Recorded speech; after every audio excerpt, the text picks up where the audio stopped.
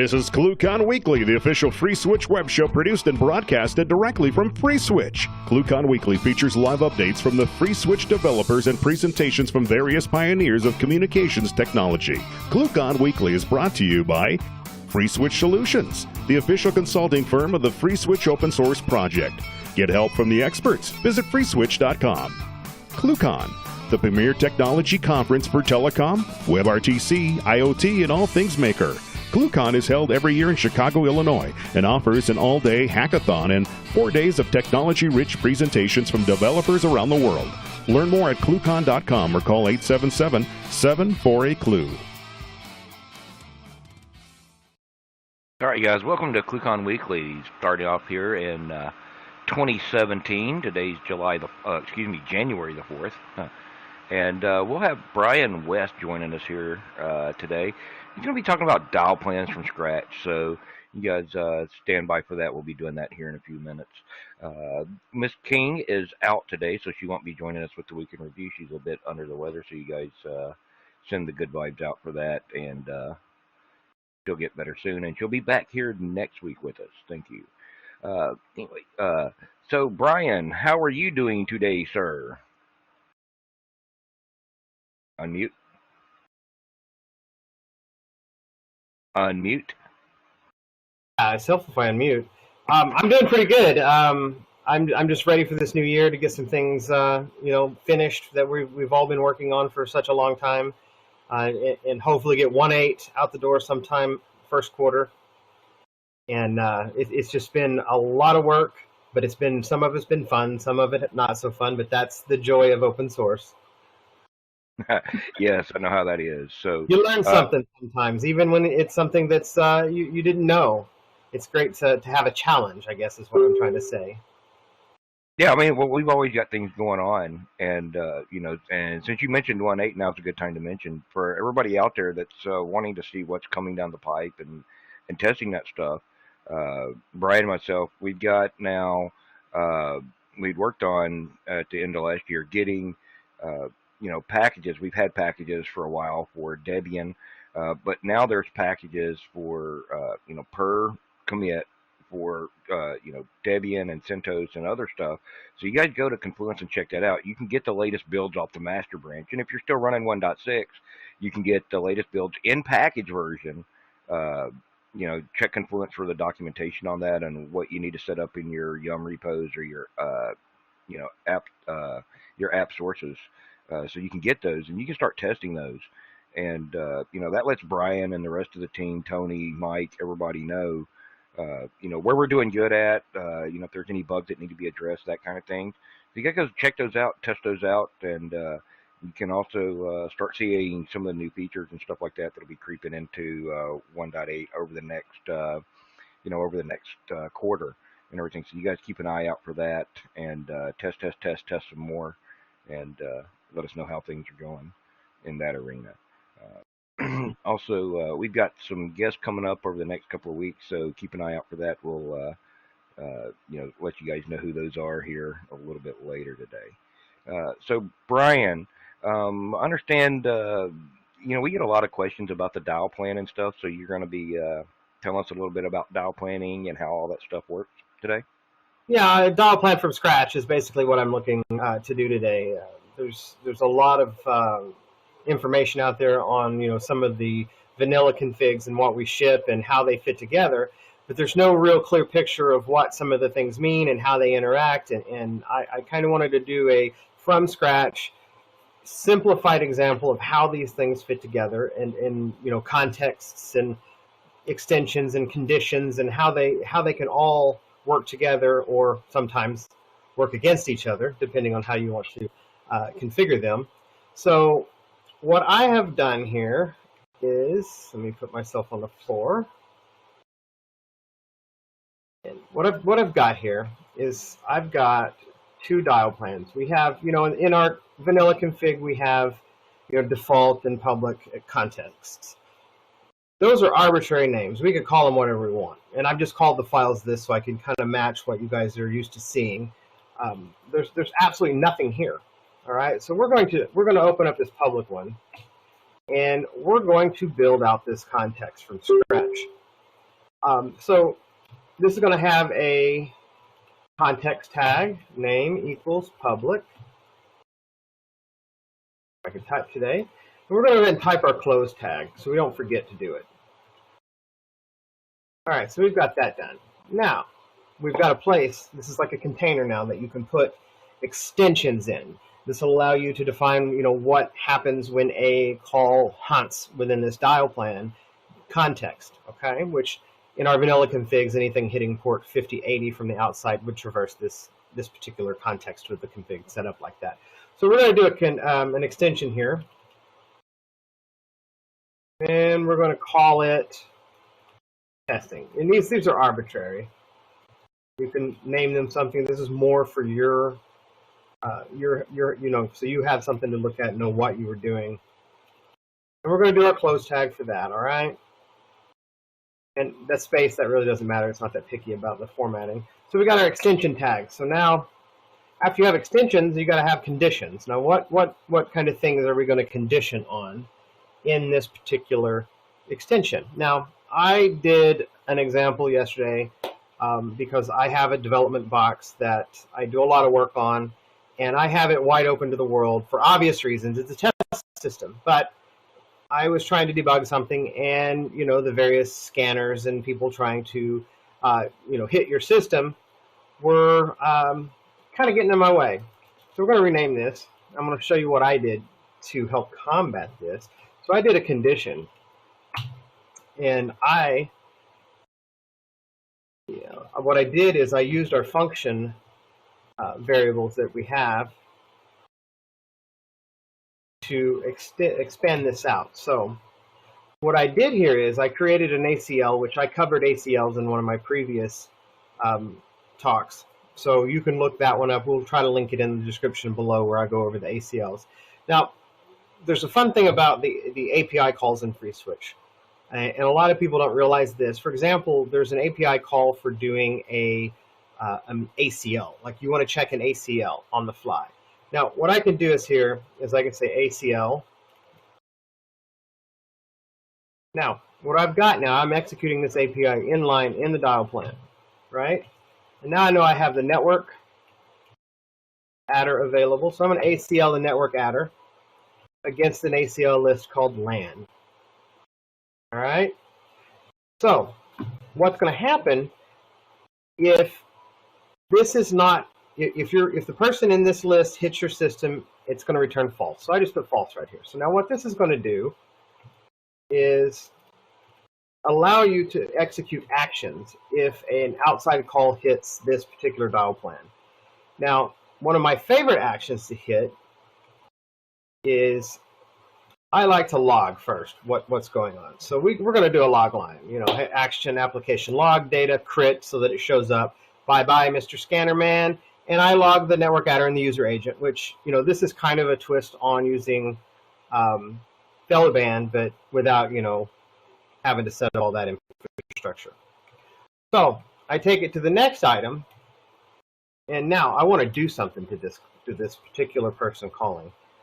So I do application system, data, SBIN, IP tables. Now, if you're running FreeSWITCH under user FreeSWITCH, you'll have to probably prefix this with a sudo and add your user FreeSWITCH running as under that for this to function like you want.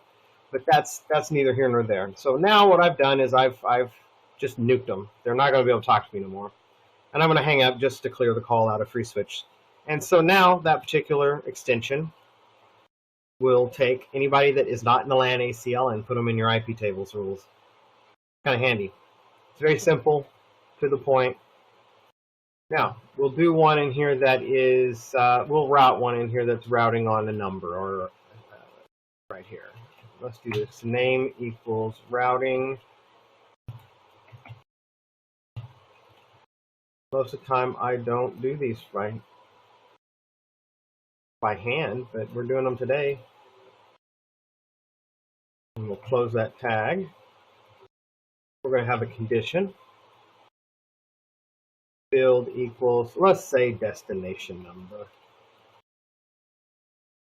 Now, you can actually route on anything that's available to you in this particular session. You have a load of information, and I'll show you that in an info dump here in a minute. And we're going to say expression equals, okay, let's say it's 1, 2, 3, 4. Now I put the caret on there. It has to start with 1 and end with 4. So that the $ is making sure we're matching exactly 1, 2, 3, 4. That's Perl regular expressions. That's something you can also look up on Confluence. There's a lot of power just in those particular type of things. So now we've got an extension. If they didn't get hung up by the nice little quasi-Feldaband IP tables extension, it's going to hunt down this in a row, and it goes to this routing extension, and if it matches, we're going to throw in some actions. All right? Action application equals log. We're just going to log something. Data equals warn.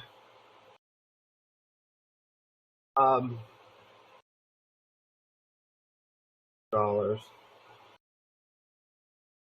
Mission number. So we're just putting something in here to log it, all right?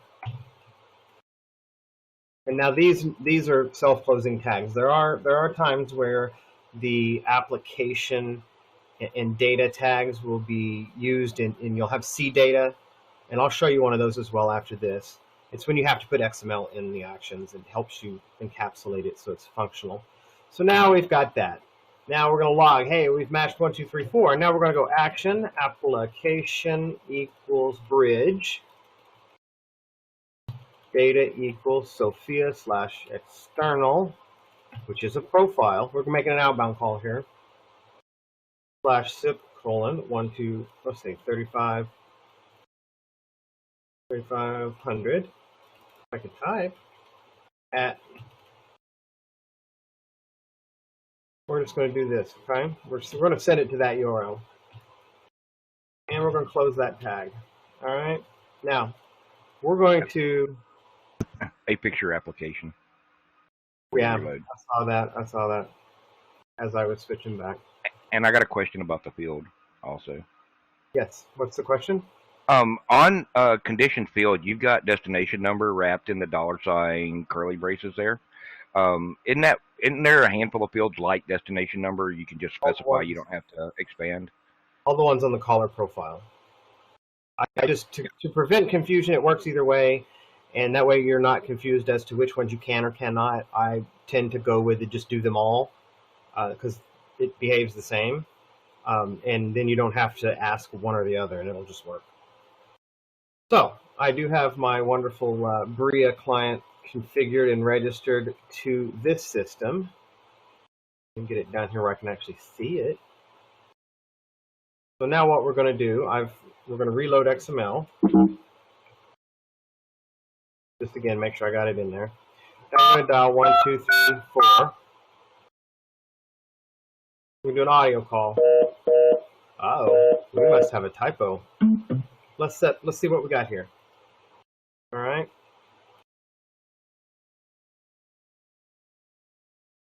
See, now I'm authenticated. This is where I messed up. See, now I was an authenticated user, so the context is not correct. So this is part of what I was saying about how these things fit together. So we're going to correct this real quick. And we'll just do this in the directory. How's that sound? And I am user 1000, and user context is default. So we're going to change this. User context to public. And normally this is how you would specify an authenticated user's context. This is also the reason that the default context on the profile referenced as internal in our vanilla config is set to public. I do that as a safety precaution, just in case you accidentally disable authentication on that profile. You're not inadvertently opening up the context to the world. It's kind of to help you prevent yourself from doing something bad, which can happen. We have all done it. Easy to do. I'm just making sure I got this correct here. All right, here we go. It's registered. So now we're going to save this directory entry and close it, and we're going to reload XML. Now we're going to see what it does. You are currently the only person in this conference. See, that call went through. It matched and routed, and I'm going to scroll up here so you can see it. You see it right here, processing. These lines right here, processing. I'm calling from 1000 to 1234 in the context public. I'm within the LAN, so I didn't match that, so it's not going to IP tables me. I continues to go, so it failed the IP tables one. Public routing pass, routing destination number 1234 matched. And it logged, warn, we have a match destination number. And then it did a bridge to 3500 on Cantina. That's a very simplistic example, but it's not so convoluted that, like some of the extensions we publish, some of them can be very hard to follow, especially when you start mixing actions and anti-actions together. And I'll show you one of those right now. And to speed things up, I'm just going to do this. Copy this and change a couple things. This is going to be an anti-action, all right? We're going to say anti-action that. Now, if we match it, we're going to do one thing. If we don't match it, we're going to do another, all right?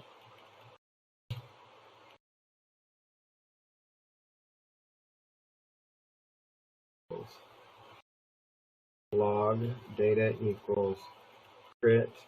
We've hit anti-action. Okay, so in this particular one, if you traverse this dial plan, you've dialed 666, all right? That matches the condition. So this particular line, the action would fire. And then you have an anti-action that would fire if you didn't match. So I'm going to show you what that's like. We're going to reload XML again. Now there are some more modifiers we can do, and I'll go through those shortly, so don't jump ahead of me here.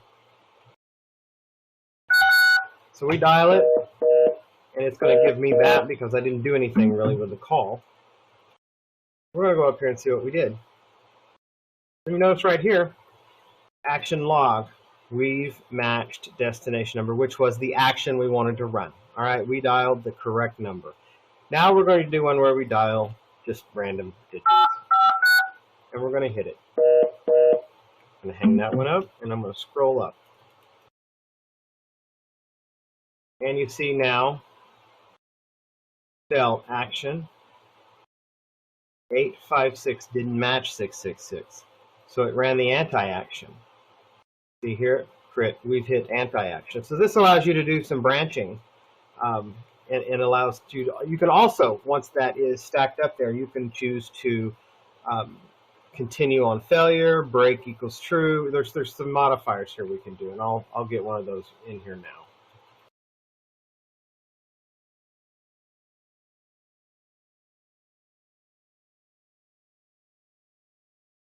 Let me find it. So we have the concept of continue equals true. There it is.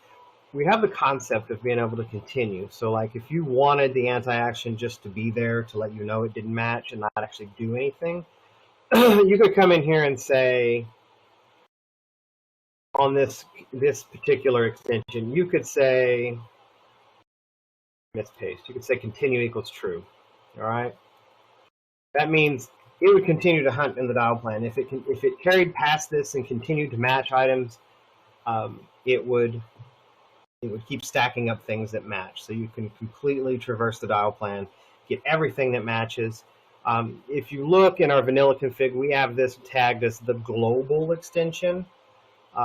This is also where I put the condition that matches the default config password, which is 1234. If you run the config without changing that password, it prints a warning on your screen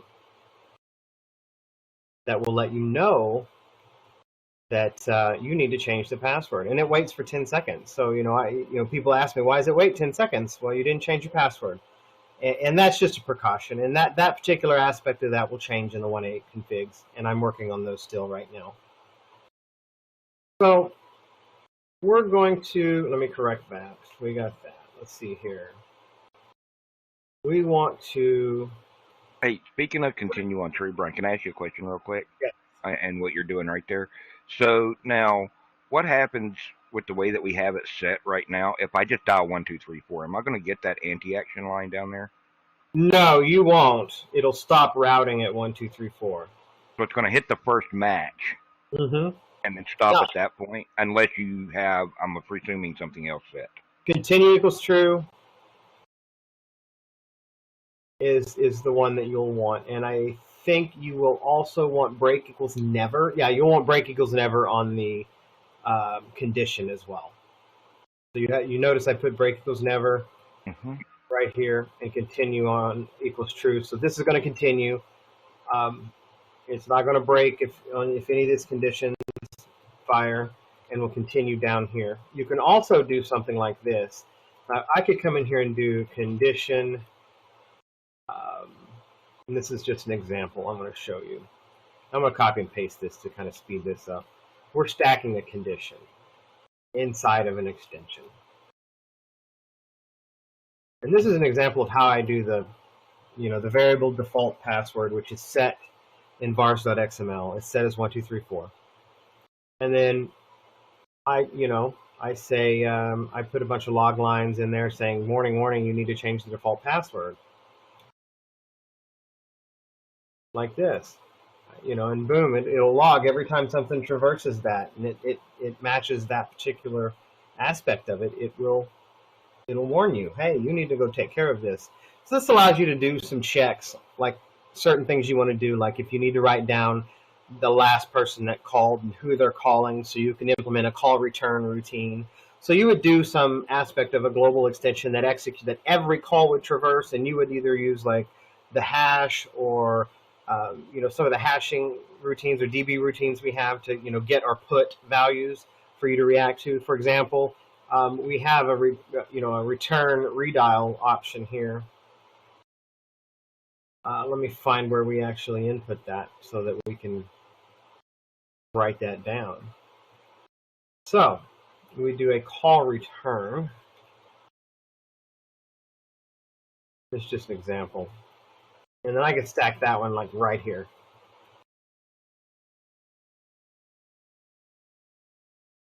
Equals true. Break equals never. All right, so now here we go. We have this. We are inserting. This is like transfer. So it's going to pull this database. If somebody dials *69 or 869 or LCR, which some phones put that last call return, which is what LCR is in that case, it would transfer them to select domain call return, caller ID number. And I'm going to show you how we stored that data here in just a second.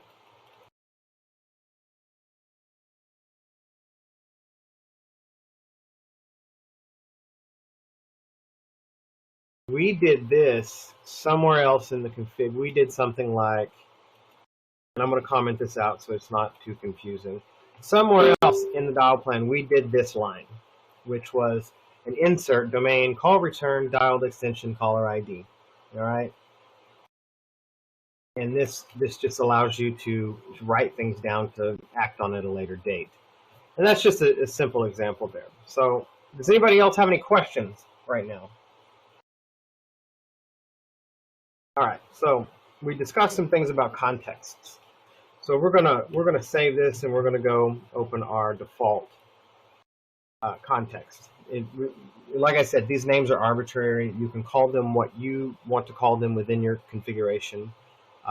Something that makes sense to you may not make sense to other people. So don't get too hung up on what you call them. As long as everything lines up and matches, you should be fine. So now we're going to make our context default. We're going to end our context. And now we're going to make an extension.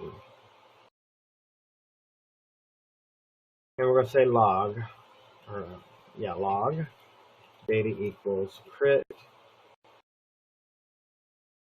matched default. Oh wait, I did that wrong. Sorry. I need extension name and then actions. Here's what happens. Extension. Doing all this from hand. It's very rarely that I do a bunch of these from hand. I have a library of a bunch of them stored that I do a copy and paste from, but I wanted to do these from scratch so you guys can see. Even I forget some things sometimes, so it's a complex thing. All right, now we got our extension. We're going to create our condition. We're going to say if field equals 456, and we're going to match 456 exactly, okay? And look those up in the regular expression. Perl regular expression book will probably be the best place. There's also a website that helps you take a string and build a regular expression in real time to match that string. I will look it up and add it to the comments below. All right, so we're going to say application action equals application. I got that backwards, see? Application equals log. Data equals crit. We've arrived. All right, and now we're going to close that action. Now we're going to, just for this particular thing, we're going to hang the call up.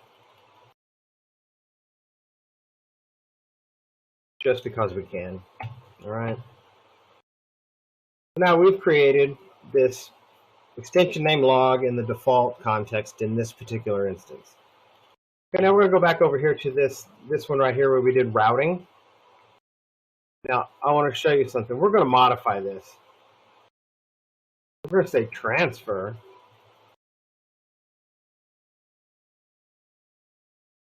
Uh, 456 XML default. All right. So now what that's going to do is if the call comes into the public context and matches 1, 2, 3, 4, this is how you would jump it to something else in another context. You would use transfer to do that. So this is going to take this call, and this is how I did the vanilla config in FreeSWITCH. This allows you to build sandboxes context to do certain things in, so you're not exposing functionality you don't mean to everybody in the world. So you can condition and use the IP addresses and ACLs and make decisions on where you send these calls. So in this particular case, we're going to match 1, 2, 3, 4 in the public context, which anybody in the world can dial that hits this particular system on that port. So we're going to reload XML. And now what we're going to do is we're going to dial 1, 2, 3, 4. I'm going to say log crit, just so we just see what we have here. Oh, it's FSCTL log level crit. Let's do that again. See?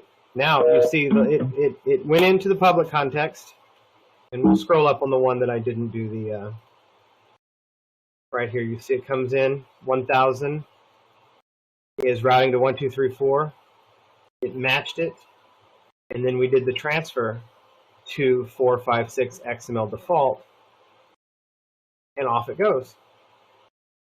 Boom, done. Cool, right? And see, here's the second hunt. You'll see the second hunt in the dial plan. Now you see it hitting 1000. Now it's calling 456 in context default, and you see log. We've arrived. So that's a way you can jump contexts. Now, there's one other aspect of this that I have not covered yet, which is in our frequently asked questions, but I see this question asked time and time again. What are these double dollar signs I keep seeing in these configs? All right, so we have some things in our configuration files that are, for example, if you see dollars local IP v4, all right? You go 1, 2. Now this is regular expression. You got to escape the dots, and we want to match IP address. For example, this is what we're doing. 4. All right, so what this does, and you know how we save this and we do a reload XML. What this just did is it compiled this XML, but instead of every time that you traverse this dial plan doing a dial plan hunt, and to expand this variable, which may or may not change from time to time. This is very handy for things that don't change. There's no reason to do this evaluation every time if local IPv6 or v4 didn't change. So what this does, it does the evaluation once, compiles it, and you're done. So it'd be a static comparison, one less thing to do. If you wanted to compare it every single time you come through here, just do $1, and that means every time that it hits that condition, it's going to expand what the current value of local IPv4 is, which you could do, like say if your IP changed, you would be able to do certain things differently.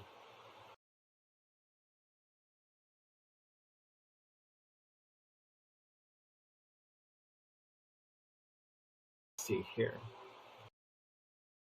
Let me see here. Let me change some things here real quick.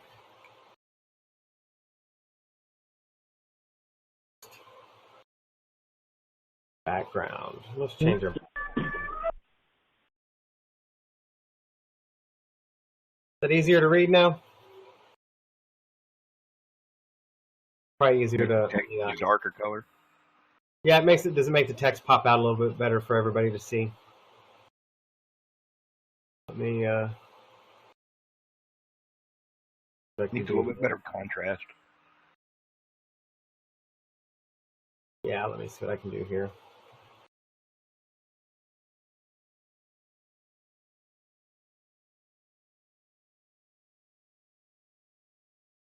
Okay. Sorry, guys, it's not as easy to read. There we go. We'll just go that way. That's easy to read, right, guys? Yeah. All right. So, does anybody have any questions at this juncture? Anything you'd like? Anything else you guys can think of? I need to cover. I've got one, and I think. Have you done variables yet, Brian? Oh, I'll show you how to do that as well. But I want to do one thing before we get there. So you see how we've named this context, and I can't even see my bold text as well. I need to change that. I need to change. There we go. You can see my tags again. So right here, let's see how we have this context name public. All right. And I was talking about, these are settings on your profiles and your users in the directory. So you could actually open up and go find context setting right here. See this setting right here? Context, value equals public. That directly maps to the context in the dial plan. And the nice part is you don't have to use XML dial plan either. So there are other ways to do this, but the context concept holds true. See right here, see how it says dial plan is XML? You could write your own XML, or not XML, but you could write your own dial plan module and implement a dial plan in your own language. And then your concepts of context and what you do with what you look up, you could do whatever you want within your C module to build, a dial plan, YAML, JSON, whatever you felt comfortable with, or you could tie it into a database. Get pretty complex with what you want to do. It's very customizable.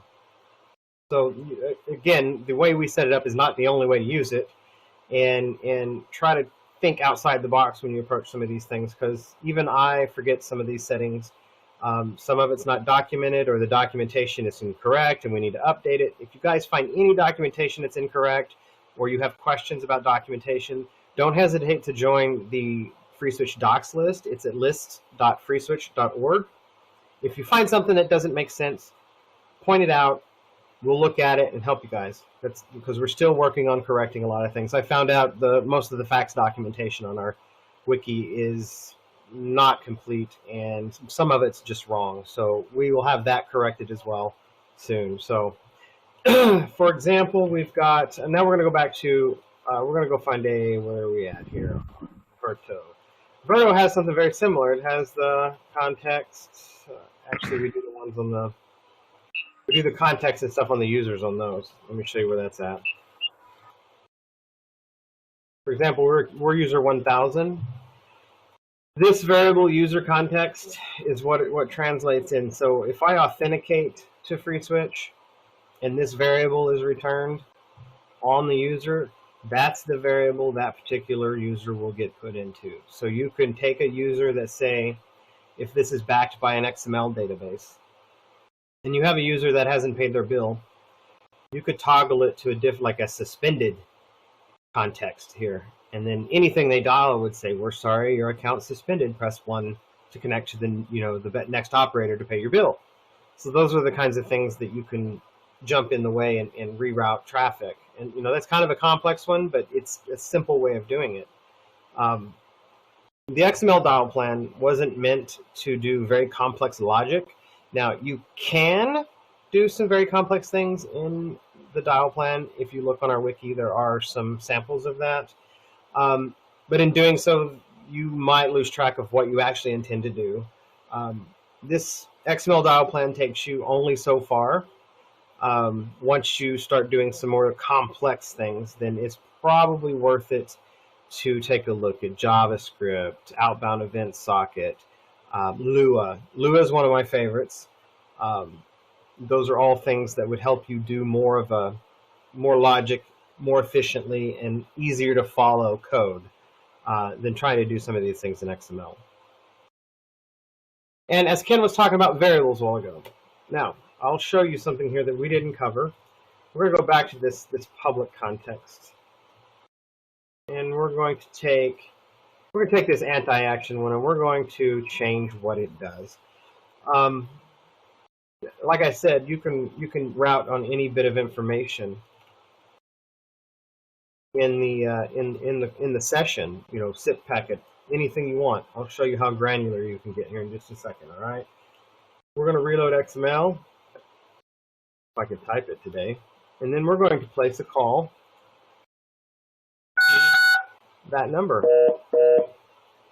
Now, we didn't do anything but run info. You see this info dump right here that starts? These are all items that you could start routing on. You got your to, you've got your from host, you've got your media flows, you've got a lot of data here that you may not think is important. But you could be like, hey, this customer is calling via SIP with using UDP. We need to, maybe limit the number of codecs we offer them and take a different route. Okay, they're authorized. You have this, so okay, this person has been authorized. We can make a decision on that. You've got, aliases and realms and number aliases and these are all variables that were set on the user: default gateway, area code, transfer fallback extension. This, you could override these variables on the user. So you could have groups of, maybe your sales department has a sales lead, and you could set all the sales guys to have a transfer fallback extension to a queue that rings all the salespeople. So if I fat finger a transfer and it fails, that call can boomerang back to someone instead of getting hung up on. And a lot of these are just, they don't really mean anything. They're arbitrary values that were set in the examples that we did, that are used solely in the examples. You can even set anything you want here and then route on it in your dial plan. You got your contact host, you've got codec strings, you got your user agent. You could be like, hey, that user agent has a bug. We might want to let them know that they need to update. So you could make a different route in your dial plan to add a file to play while it's ringing that your soft phone is vulnerable. We recommend you update, and then let the call proceed. But then you've let the customer or user know that their soft phone needs an update. All of these things are what you can do. So, and you can even condition on them. Now, you notice in here it has a variable underscore on a lot of these. You wouldn't use that when you reference it in your dial plan. You would just say, for example, like this SIP via our port. And I'll show you that one. You would reference it like this only. And you could say, And then now you can say if SIP via R port happens to be 13456, do this condition, which is kind of silly. How often are you going to have that? But as you can see, it gives you the capabilities of conditioning on pretty much anything. I want to do load balancing. I want requests coming from even IP addresses going one way and requests from odd IPs going to another. Those are things you could do in the XML dial plan at that point. Again, there's better ways of doing it, but it's simple, it's fast. It's great to prototype things. It's how I do a lot of the things I do. So does anybody have any questions? Yeah, I've got one more about variables real quick, Brian, that I would like you to point out. And that's talk about a little bit how variables are actually used in the dial plan, because we get a lot of questions on somebody trying to set a variable and then immediately trying to reference that variable. Yes, I will do an example of that one right now. This is, we'll do one right here on this action one. We'll go set data equals my var equals my val. All right. As you know, we have this saying break equals never. And watch this. Now, just while I get this set up. My var. My val.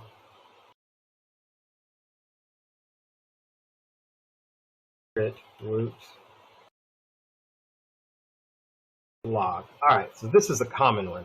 This is a very common issue that you see, especially if you've used Asterisk or you have that mindset when you approach FreeSWITCH. FreeSWITCH compiles the dial plan top to bottom and then executes it. But there are some caveats to that. This particular thing that I'm showing you right here, where I say destination number, expression equals 666, break equals never, I do action set my var equals my val. Now we're going to carry forward here. In the very next condition, I go field equals my var, expression is my val. All right? The way it's set up right now, my var would not be set. It's just that condition would not come true. If you wanted that condition to come true, immediately after it's set and any condition thereafter to have access to it, you would say inline equals true. This would then tell FreeSWITCH, I've hit a set that has the inline tag. Let's set that right now. All right? And that's exactly what it does. So then this condition would actually work, and it would say crit woot, and you're done. And I'm going to show you that.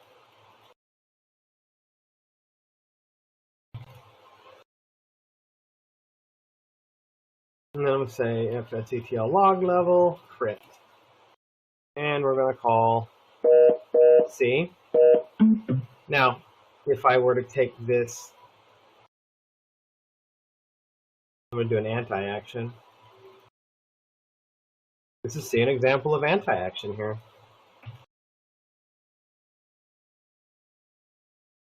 And we're just going to do a nope. Now we're going to take away this inline equals true so you can see. And if I'm going too fast, I can do this again because I do tend to move fast sometimes. We'll go over this one more time so you have this. We're doing an expression on 666, setting a var, expression on the var, boom. All right. Now we're going to place that call. And we're still at crit log level. And you notice it just said nope. We did not. That condition did not come true. So you're sitting here going, oh, I just said it. Why does this not work? Well, that's why. You're going to need inline equals true. Yeah, just keep in mind, everybody, that when you're processing through the dial plan, the first thing it does is it goes through and checks all your conditions, and then it takes all those actions or anti-actions and builds a list of things to execute. And then once it's done, then it executes them. So what you're doing by setting the inline equals true is say, don't wait for the execute stage. Go ahead and do it right now. So then you can then reuse it in your dial plan. The other trick, if you need it to set later, is you can transfer it, and then that'll reset the dial plan. Transfer is how we did it before inline came to be. That particular thing actually does ease the pain of any users in the community that have asterisk experience and then kind of want that same type of behavior, because FreeSWITCH just approaches that in a completely different paradigm versus what asterisk did, and it's you still get the same result. You have a list of things to do, they get executed. I don't think it matters how you get there as long as you get there. So it's neither here nor there on that one. Any other questions? I don't know if this is cogent to a dial plan discussion, but could you discuss ACL's access control list, or is that off topic? Well, no, it's not really off topic, because I did kind of hint on that one when I did this first extension on IP tables. And I'll show you that.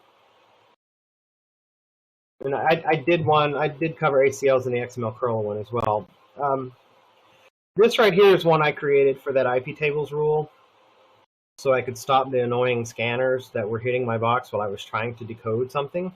And over the past couple of weeks, I've been working with some really complex, convoluted testing scenarios where you have a 4- and 6-leg call, but they're all happening on the same FreeSWITCH box. And then you have to sort out what's what, and then you have 2 scanners hit in the middle of that, and then it just makes it harder to follow.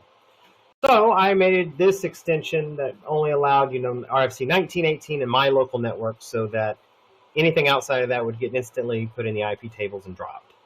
Because I didn't want that in anything. So it eventually just stopped, and I was able to, safely review the settings and the logs and the SIP traces, and it all made sense to an extent. As much as crazy can make sense, because it's all intertwined the way these tests work. And I'll do a talk on those once 1.6.14 comes out, because there is some test cases for faxing that will probably blow your mind. They were fun to write though. But this is how you do the ACLs. Now these, like I said, these ACLs are arbitrary, just like context. You can make as many as you want, name them whatever you want. Where you use them is where you reference the name. For example, that one was called LAN. I referenced that one right here in this function variable, this ACL function variable, which expanded to running the ACL network adder LAN. Now I'm going to show you what that does. We're going to run this. ACL. We're going to say 190.102.98.5 against the LAN. They're not in that. You see, it's boom, get them, false. See that? I'm in that network, so I'm good. All right, so you can do ACL. I actually did that wrong. That's why it's false. Now 102. See, now that's there. If it's wrong, boom, false. So it's basically taking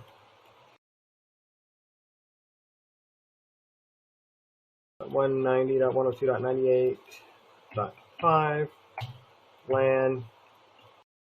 See? It's the same thing. And you can pretty much do that to any of the API commands. Pretty much, I think you can to all of them. It just depends on how easy the output returns to lend itself with ease to. Some of the stuff may return a lot of data. That doesn't really lend itself to be usable within, a condition statement within a dial plan. But, that is what it is. And it allows some really cool and interesting things. I'll do one that we had. I'll find it here. Let me see if I can find that one. I had one where we were doing the condition statement, and I'm going to copy this IV tables one just to do it.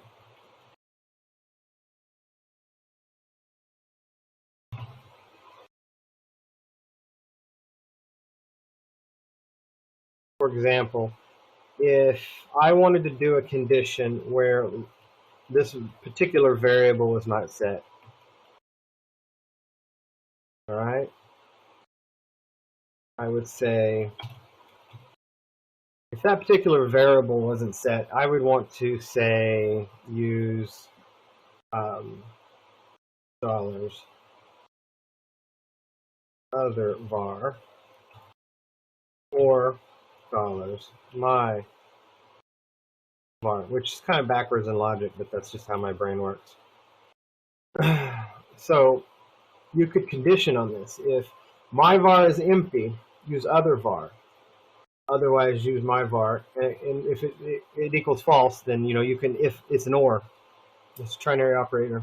So you got all of those as well. Being a ternary operator, don't you need the colon in there between your right there? Yeah, I don't think we're that strict on that one. There is this is another one that I have to update the docs on. We had a bug on it this last week. Back in 2014, we did a patch to make all of these more consistent in the return values. So now they should all be consistent and actually work like you expect them to work.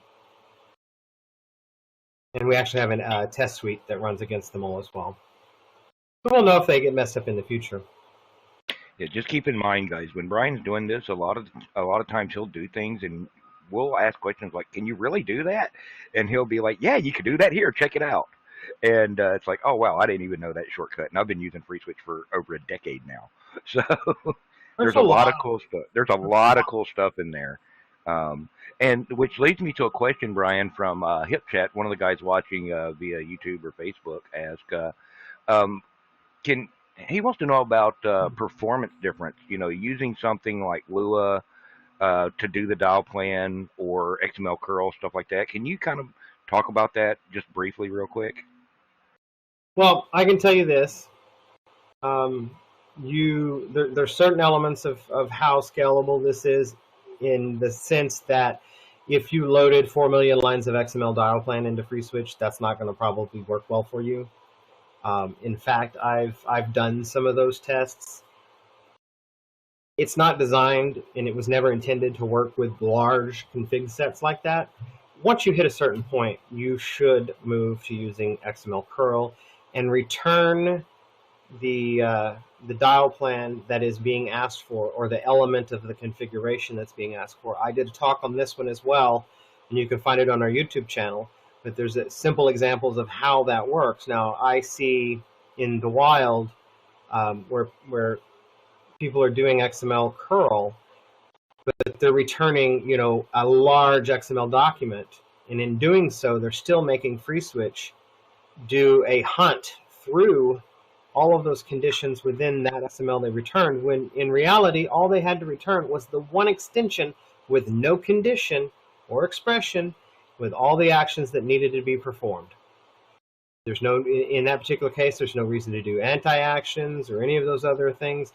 You're answering the question FreeSWITCH is asking right then, in full, nothing else. But yeah, scalability, you want XML curl. Lua is similar, in a similar boat. There are hooks where you can do XML curl, like lookups and things like that in Lua. Fusion PBX uses that a lot. It's only going to get you so far on certain things. It's those things I can't really pin down numbers on, because you have to test these things in your environment, on your hardware, with your application you've written, to really get a feel for where it's going to go and how far it's going to scale before it falls apart. Because FreeSWITCH gives you the rope and enough length to hang yourself on all of them. And that's I've seen people do it. Yeah. And I'd like to point out, Brian, you mentioned this earlier when we were looking at the ship profile configs, and you were talking about the dial plan. So by default, in the examples that we ship, we show the XML dial plan. We also have like mod enum, which is an enum dial plan module. So it just looks up the number in enum and uses some simple regexes on what profile and how to send that call out. In my own experience, I needed a database back thing, but I didn't want to go with curl because I was doing a very narrow use case. So I just wrote a dial plan in C. The API is, you can look at enum or some of the other modules that are in there. The APIs to do that, or if you can do C, are very, very straightforward. So there's several examples in there. So if you don't like something in FreeSWITCH, and dial plan's one example, codecs are another example, it's all modular. You can change it, you can replace it, you can enhance it, and get those back in. I know there's other modules that do that too. So look around, see what you can do. Have a skeleton module in Tree that'll help you. And I'd also like to point out, all right, C at the low level is probably mind numbing for a lot of people. FreeSWITCH itself has a lot of convenience functions that makes all of that pain pretty much go away.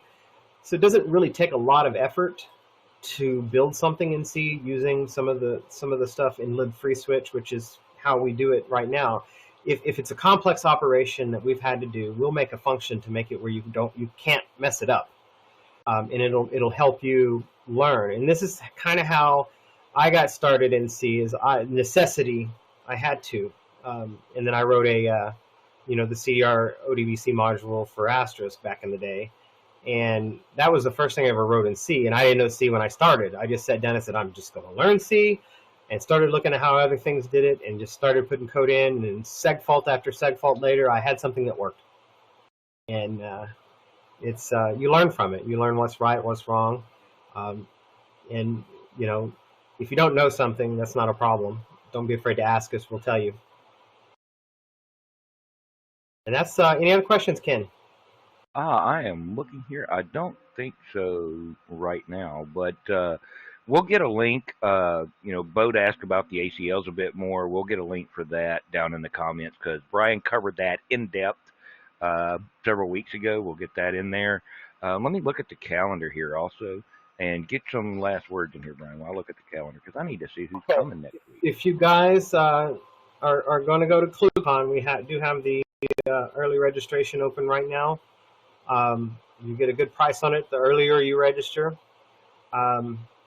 Be sure to follow us on Facebook, Twitter. Both of those places are good ways to stay in touch and keep tabs on what we're doing. I find it funny, we announce things all the time through all of our channels, and people still miss it. So it's easy to miss if you're not subscribed to those. So just save yourself some time. You might catch some really cool things that we're doing that you might get interested in and jump in and help out. There is one more thing I'm fixing to send an email about. We are going to have a sound set recorded by Allison as a secondary sound set. We do have a sponsor that's paid half of it. I will be sending out an email for people to send in donations to come up with the other half of it. So we'll be working with Allison to get that facilitated. She's going to do the entire set. This kind of goes in line with the audit. I've got to order some more sound files from GM Voices for our Cali voice. We got a handful of things we got to add, and then I got to add those to the XML and then send those off. So that's going to be probably a month and a half away before that's probably rolling. So if you want to donate to that cause, we'll put a link down below where you can get involved in that. And it's going to be a sound set that'll be given away, just like we do our current sound set that we default to. Does anybody else have any questions about that? Are you accepting in-kind donations? Yes. Yes, we are. Okay. I think you missed that one. I just want to say this while you're still recording. I think this is the first ClueCon conference since the holidays in the U.S. And as a surprise Christmas present, it turned out that Italo Rossi and the team his great team at Evolux surprised me and I guess the whole FreeSWITCH community with a documentation sprint to copy almost 250 pages from the old wiki to the Confluence wiki site. So I just want to say thanks to Italo and Team Evolux because it put a big dent in the remaining pages to copy over from the old wiki. So thank you very much, and Merry Christmas to everybody, I guess. Thank you. Yes, that is definitely helping out with the project, getting bug marshaling. Those are all things that we would love to see more people in the community step up and work in. Bug marshaling is what got me started, and it grew from there. I didn't know what the hell I was doing when I first started this stuff, and it's been fun. I've learned a lot. Sit down and think about what I've done for the last 16 years. I've enjoyed every bit of it. I wouldn't trade it for anything in the world. Cool. All right, Brian. Thank you, Brian. Oh, shucks, Brian. That's so sweet. What? Oh, shucks, Brian. That's so sweet. That was Mike Jarris. Yes, it was. Well, Brian, thanks for helping us out today and showing us all this cool stuff. It's definitely some cool stuff here on how the dial plan works. So you guys check this out. Check out the dial plan documentation on Confluence. There's a ton of docs there and more examples. And you read through the example in the vanilla example configs there. You'll find some cool tricks that you can do with other things that make the dial plan really work. And Brian spent many, many hours on that current example set. So it's quite complex, but you can find some really cool gems in there. Now, again, thanks, Brian. And everybody else for making this possible today. Next week, we've got Daniel, and I'm not even going to murder his last name, from Kama Elio. He's going to be joining us, talking about Kama Elio and the new things that they've got come up. That's one that you don't want to miss.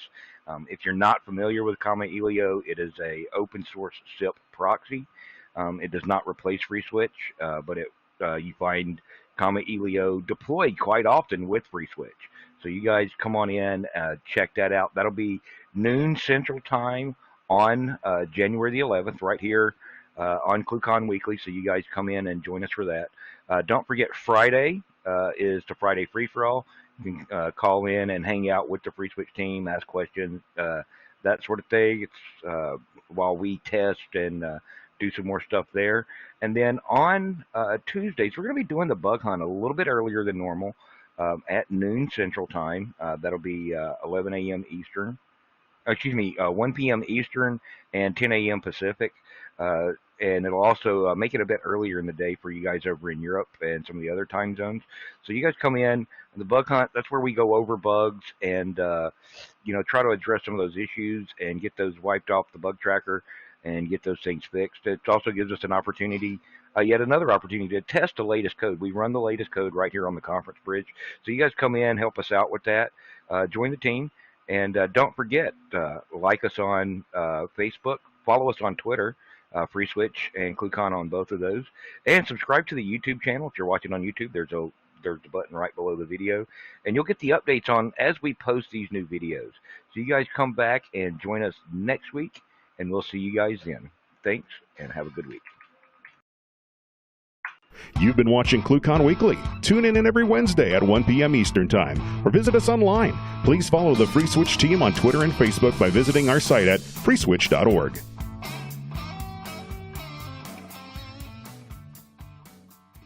For